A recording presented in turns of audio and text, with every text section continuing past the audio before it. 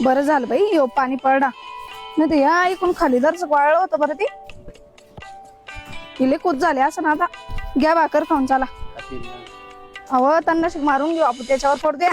पोरं गेलं शाळेत. हा हो घ्या अजून. हो कुठं लक्ष आहे तुमचं?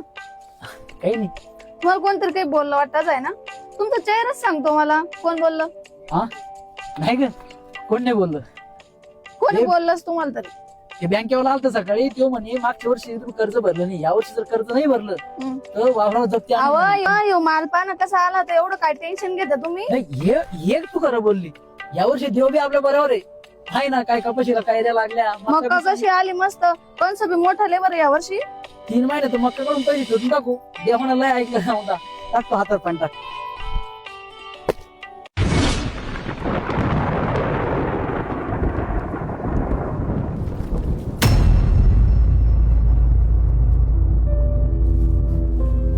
अरे काय तोंडाचा पडत पडला नाही रे तू. आणि असा पडला तर तोंडातला येल घास घेऊन गेला रे तू.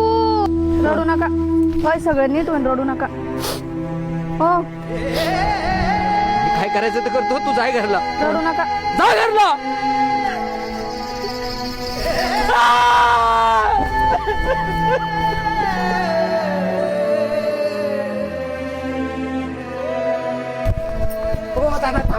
काय कराल तुम्ही? काय कराल? फाशी घेऊन आला? फाशीच घ्या. ते नका घेऊ. ते नाही ना कसं रे तिथे तुटून जाईल. हे नायलनच्या दोरीनं घ्या.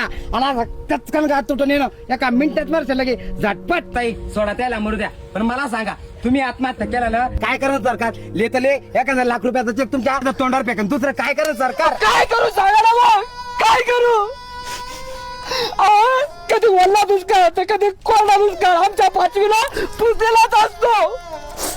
आणि शेतकऱ्याच्या दुःखाचा कोणालाच विचार नको.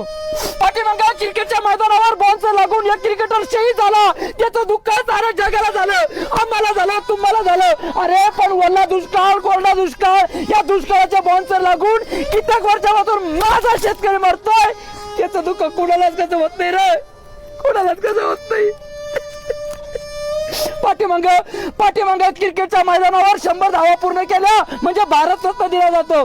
अरे पण उन्हा तानामध्ये माझ्या शेतकऱ्याच्या माझ्या बापाच्या त्या नागरा मांग त्या अवता मांग हजारो धावा पूर्ण होत्या. त्याला कसा भारत रत्न दिला जात नाही रे. कसा भारत रत्न दिला जात नाही. तर तुम्हालाही सांगतो शेतकरी बंधूंनो किती संकट येऊ द्या पण आत्महत्या हा त्याच्यावरला पर्याय नाही. तर आपण शेतकऱ्यांनी सगळ्यांनी एकजूट व्हायला पाहिजे आणि आपल्या न्याय हक्काची लढाई लढायला पाहिजे.